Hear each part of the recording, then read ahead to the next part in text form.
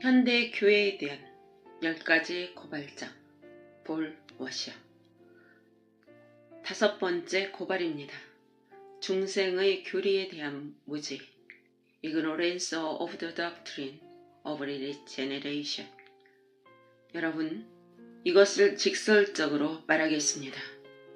저는 여기에 칼빈주의자도 있고 알마니안도 있고 그 중간에서 모호한 입장을 취하는 분들도 있다는 것을 압니다. 그러나 이것을 아시기 바랍니다. 저는 저 스스로 철저히 스펄전주의자입니다만 칼빈주의가 문제가 아닙니다. 스펄전주의가 문제가 아닙니다. 사람 이름이 중요한 게 아니고요. 누구의 신학을 두고서 논쟁할 필요는 없습니다. 핵심적 문제가 뭔지 말씀드리죠. 리제네레이션, 즉 중생입니다. 그렇기 때문에 저는 웨슬리와 레이븐힐과 토저와 극단적 회심론을 주장하는 나머지 다른 분들과도 교제할 수 있습니다. 다른 세밀한 문제들에 대해 그들이 어떤 입장을 취했든 간에 중요한 것은 중생이요 구원입니다. 그들은 모두 중생, 구원은 설교자에 의해 조작되어서는 안 되며 그것은 전능하신 하나님의 능력의 일이라고 믿었습니다. 하나님이 그의 심령을 변화시켜 주셔야 그게 중생인 것입니다. 그러므로 저 폴 워셔 역시 웨슬리, 스펄전, 휘필드 등 그들과 함께 중생은 전적으로 하나님의 역사라는 입장을 고수합니다. 즉 하나님이 그의 내면을 변화시켜 주신 사람만 진정 중생한 것입니다. 태초에 하나님이 이 세상과 우주를 창조하는 것은 놀라운 기적이지만 성령의 중생하게 하시는 사역에는 그보다 더 큰 성령의 능력이 나타나 죽은 심령을 살리고 변화시킵니다. 그것이 바로 중생입니다. 타락한 인간을 새 사람으로 재창조하는 일은 이 세상을 아무것도 없는 상태에서 천지를 창조하신 것과 같은 놀라운 창조의 역사입니다. 또 다르게 비유하자면 중생은 우리 구세주가 죽음에서 부활하는 것과 같습니다. 똑같이 새 생명을, 영원한 생명을 얻었으니까요. 설교자들도 있고 강해자도 있고 교사도 있는데 그들 모두가 다 교회의 건강을 위해 매우 필요하다는 것을 저는 이해합니다. 그러나 이것을 이해하셔야 합니다. 캠벨 몰건처럼 그분이 그 위험 있는 자기 강대상으로 설교하러 올라갈 때 이렇게 스스로 인용하셨다고 들었습니다. 도살장으로 끌려가는 양처럼 털 깎는 자들 앞의 양같이 나는 그렇게 설교단에 올라갑니다. 무슨 뜻입니까? 그는 죄인을 중생시키시는 성령의 나타남이 없이는 그가 하는 모든 말이 죽은 것이라는 것을 알았습니다. 그 죄인을 중생시키시는 성령의 나타남이 있으려면 자신은 강대상에 죽으러 십자가를 지는 마음으로 올라갔다는 뜻입니다. 모든 설교자는 자신을 선지자로 여기고서 담대하게 선포해야 합니다. 우리는 항상 말합니다. 설교자는 언제나 아주 메마른 뼈들이 가득 있는 골짜기에 서 있는 에스겔과 같다고요. 그 뼈들은 아주 메말라 있습니다. 거기서 우리는 예언합니다. 우리는 하나님의 말씀을 들으라 하고 말합니다. 그리고 우리는 하나님의 바람이 이 죽어서 뼈만 남은 이들 위에 불어야 한다는 것을 압니다. 생기야 사방에서 불어와 이 사망을 당한 자들에게 불어 살게 하라. 그 생기, 성령의 바람이 없으면 그들은 다시 일어나지 못할 것입니다. 그 죽은 영혼이 살지 못할 것입니다. 여러분이 이것을 설교자의 사명이라고 굳게 붙잡는다면 이 나라에서 전도의 이름으로 너무나 많이 행해지고 있는 조작에 더 이상 자신을 들이지 않을 것입니다. 그것은 진정한 중생이 아니기 때문입니다. 중생의 교리에 대해 웨슬리를 휘필드를 살펴보십시오. 당시에 그들이 직면했던 현실을 생각해 보십시오. 그때 현실이 어떠했습니까? 당시 18세기에 영국과 미국의 거의 모든 사람들은 자기들이 그리스도인이라고 믿었습니다. 왜 그랬습니까? 그들은 유아 세례를 받았고 하나님의 언약을 믿었습니다. 그들은 구원을 확신했었습니다. 그러나 그들은 악마처럼 살았습니다. 성경적 중생의 교리는 사라지고 당시 신자들은 신조, 교리문답 등을 중요시 여겼습니다. 쉽게 말해서 교리를 정확히 믿고 고백하면 구원받은 줄로 여겼습니다. 이때 웨슬리가 등장했습니다. 그는 외치기를 아닙니다. 여러분의 영혼은 지금 의롭지 않습니다. 여러분은 거듭나지 않았습니다. 영적인 생활의 증거가 하나도 없습니다. 자신을 살펴보십시오. 여러분이 믿음 안에 있는지 자신을 확증해 보십시오. 여러분이 부르심을 받은 것과 택함을 받은 것을 확실히 하십시오. 여러분은 거듭나야 합니다.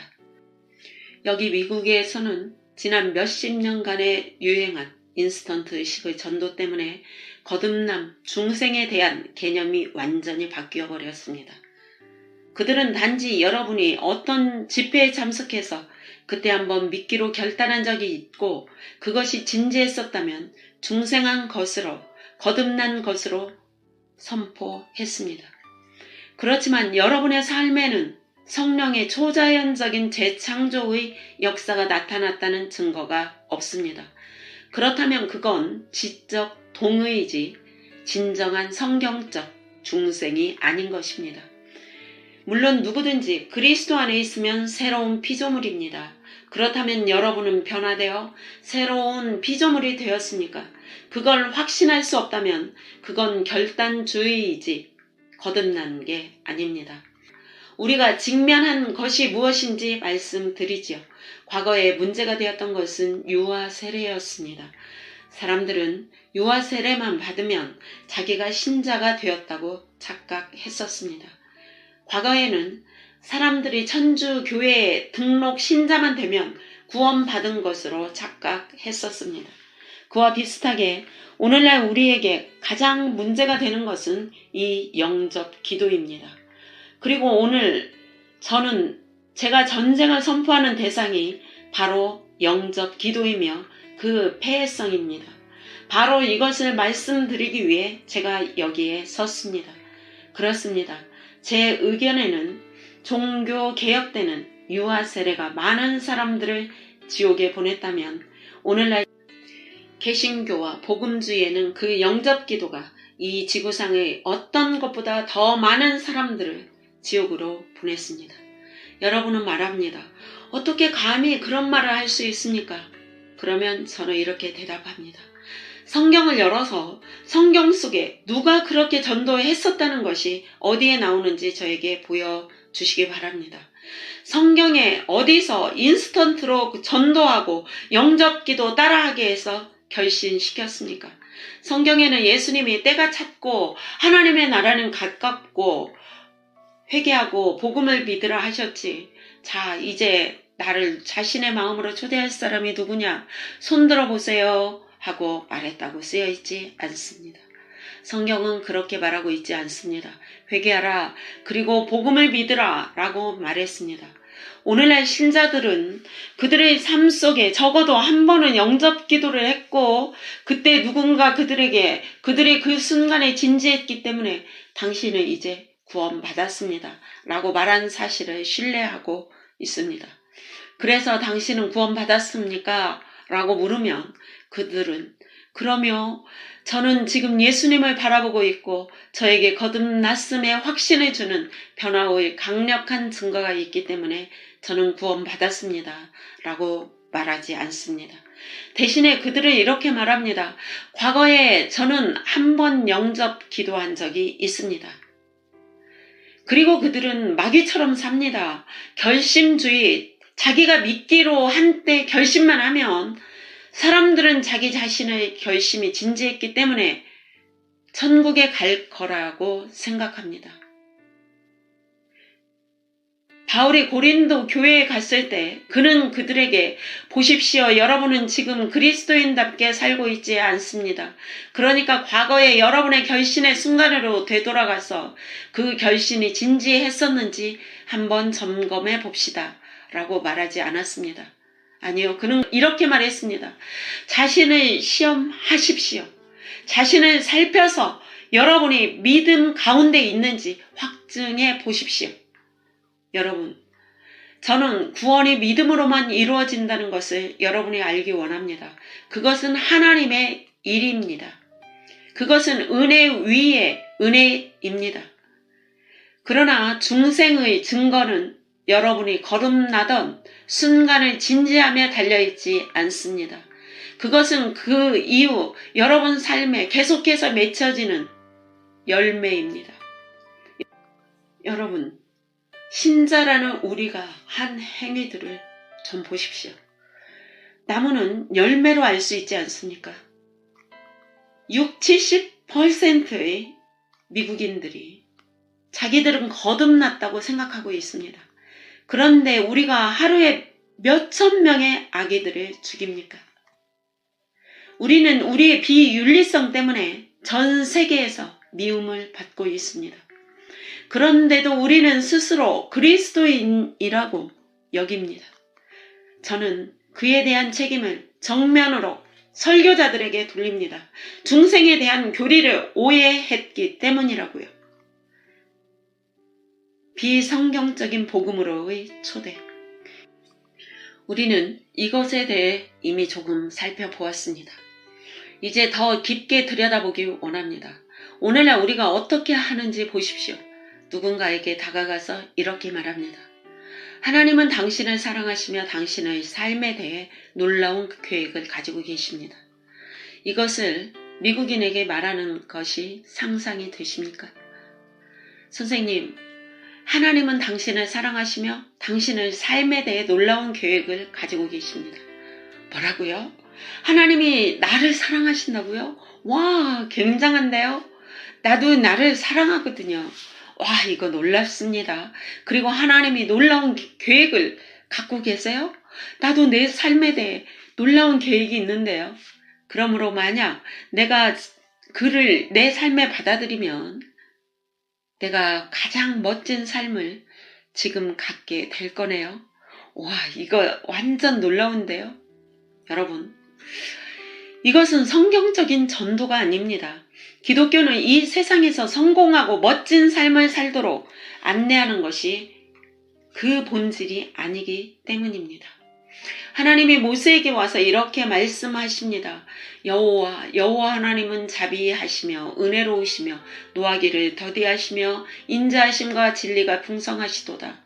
그는 수천 명에게 인자를 보이시며 허물과 죄악을 용서하신다. 하지만 그는 형벌 받을 자에게 결코 그 형벌을 면치 않으실 것이다. 모세의 반응은 이렇습니다. 모세는 두려워 급히 땅에 엎드려 경배했습니다. 전도는 하나님의 성품으로부터 시작합니다. Attribute of God. 하나님이 누구십니까? 사람이 진리의 기준이 없다면, 즉 하나님이 없다면 자신의 죄에 대해 어떤 것이라도 깨달을 수 있을까요?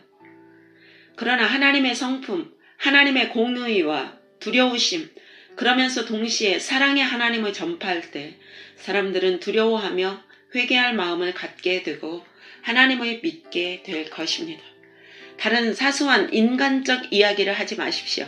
우리는 하나님은 당신을 사랑하시며 놀라운 계획을 가지고 계십니다. 라고 시작해서는 안 됩니다. 우리는 하나님이 누구신가에 대한 하나님의 속성을 알려주는 설교로 전도를 시작해야 합니다.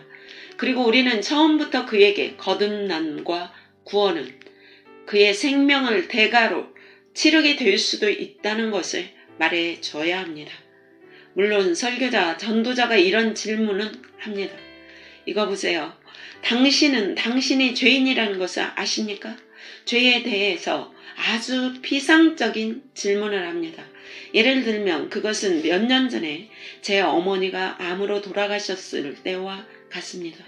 그것은 오늘날 의사가 들어와서 이봐요. 봐봐라. 당신은 암으로 죽는다는 것을 아시죠? 라고 말하는 것과 같습니다.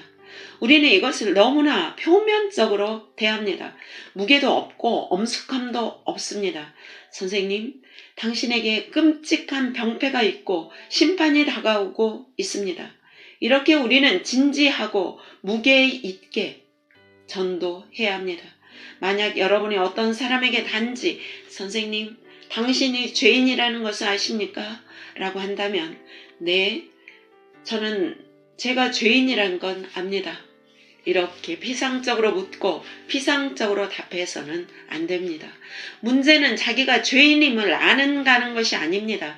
문제는 성령님이 여러분의 복음 설교를 통해서 그들의 마음에 천지창조와 같은 변화가 일어나서 그들이 한때 사랑했던 죄가 지금은 미워지고 한때는 사랑했던 그 죄로부터 지금은 마치 용을 피해 도망가는 것처럼 피해 도망가고 싶은가 하는 것입니다. 그 다음에 하는 질문은 천국에 가기 원하십니까? 입니다. 이것이 제가 우리 아이들을 소위 복음주의 교회의 주일학교와 여름 성경학교에 보내지 않는 이유입니다. 왜냐하면 예수님에 관한 영화를 보여준 다음에 어떤 사람들이 서서 말하기를 예수님이 너무 훌륭하지 않니? 라고 말합니다. 너희들 중 얼마나 많은 어린이들이 예수님을 사랑하니? 라고 말합니다. 저요. 누가 예수님을 마음에 영접하기 원하니? 저요. 그리고 그들은 세례를 받습니다. 그리고 그들은 일종의 기독교 문화, 적어도 교회 문화 속에 자라고 있기 때문에 얼마 동안은 잘 따라갈 수도 있습니다.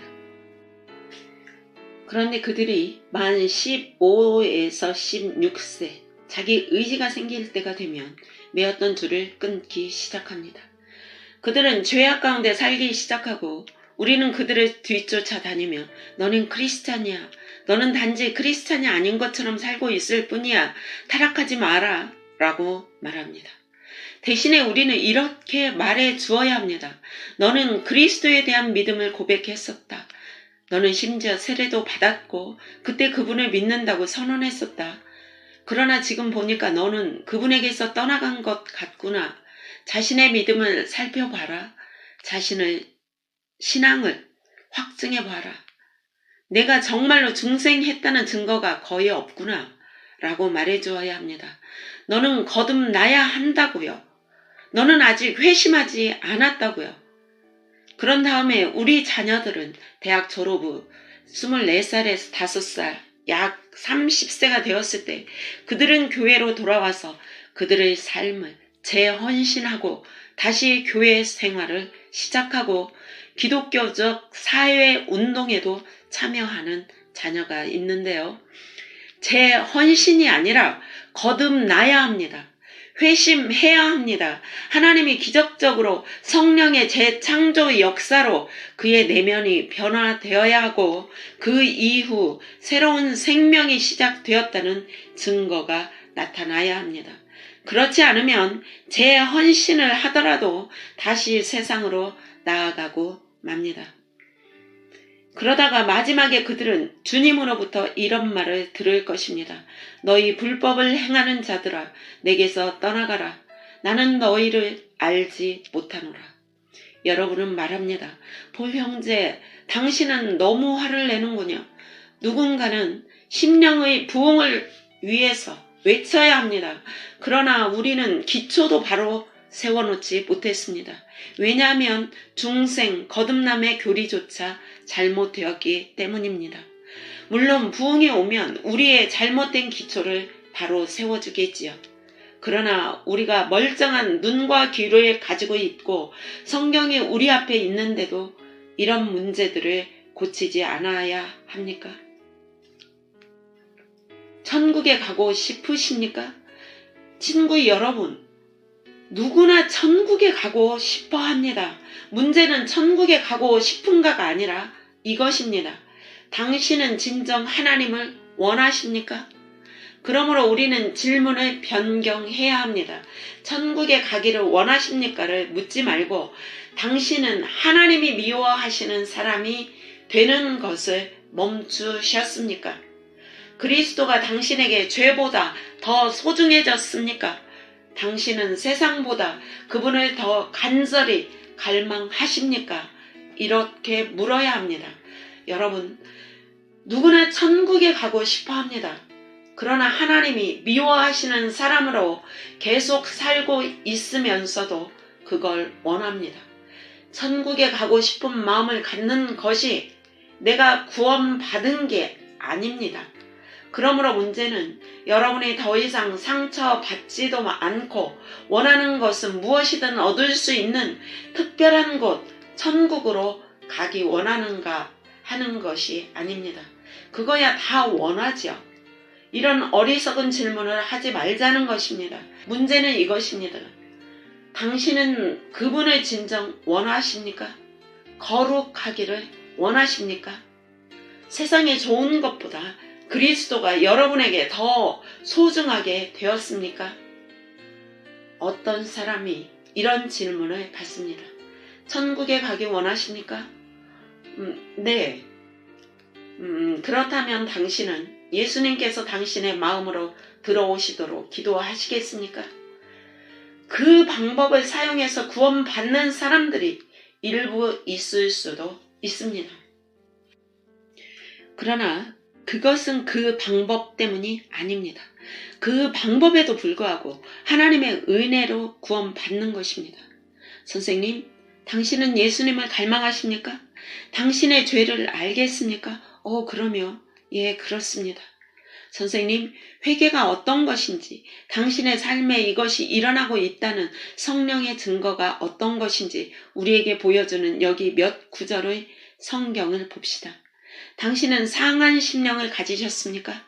당신이 쌓아왔던 모든 것들이 붕괴된 것과 지금 당신의 마음이 하나님에 대한 새로운 생각들과 새로운 거룩한 열망들과 새로운 천국의 소망으로 가득 차 있는 것을 보십니까? 네, 그것이 보입니다. 선생님, 그것이 회개의 첫 열매들일 수 있습니다. 자, 당신의 그리스도께 던지십시오.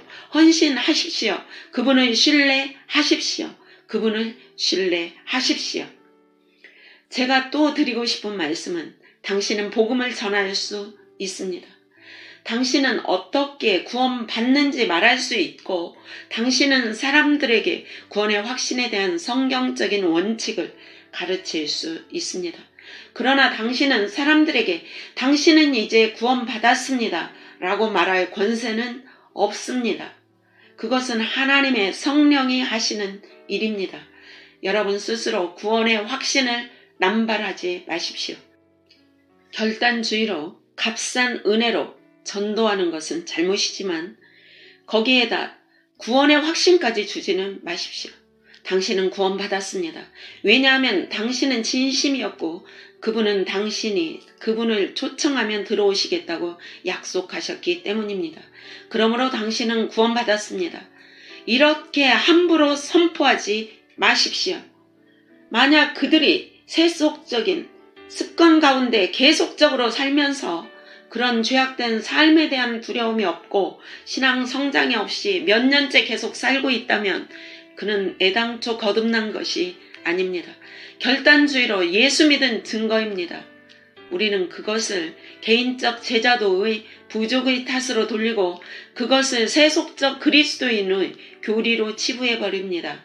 세속적 그리스도인의 교리가 더 많은 생명을 파괴시켰고 더 많은 사람들을 지옥으로 보냈습니다.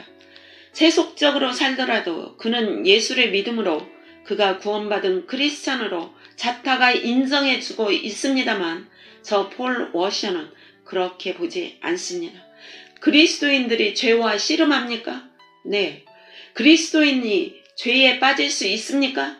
물론입니다. 그러나 빨리 회개하고 돌이킵니다. 죄 가운데 계속 머물지 않습니다. 그리스도인이 평생을 열매 없이 계속적으로 세속적으로 삶을 살면서도 진짜 그리스도인일 수 있습니까? 절대 그럴 수 없습니다. 육적인 그리스도인은 그리스도인이 아닌 것입니다. 만약 육적인 크리스찬이 진정 구원받은 성도라면 신약의 언약에 대한 모든 약속들은 실패한 것입니다. 하나님이 히브리서에서 말씀하신 모든 것이 거짓말입니다. 나무는 그 열매로 알 수 있습니다. 그가 계속해서 세속적인 열매를 맺고 산다면 그는 육적인 크리스찬이 아니라 아예 크리스찬이 안 된 것입니다. 하나님이 변화의 역사를 그 10년 가운데 아직 일으키지 않으신 것입니다. 물론 거듭난 신자가 거듭난 직후에 막바로 성숙한 성도가 되는 것은 아닙니다. 넘어지고 자빠지고 합니다. 신앙의 성숙이 아주 느리게 나타날 수도 있습니다. 그러나 그가 죄의 본능을 깨닫고 있습니까? 회개하는 삶을 꾸준히 살고 있습니까? 현실 생활 중심이 아니라 영생 중심으로 신앙생활하고 있습니까? 지속적인 기도 생활, 경건의 시간을 갖고 있습니까? 이런 열매들을 보고서 거듭난 여부를 판단할 수는 있지만 바람이 어디에서 와서 어디로 부는지 잘 알 수 없습니다. 하나님만 정확히 아십니다.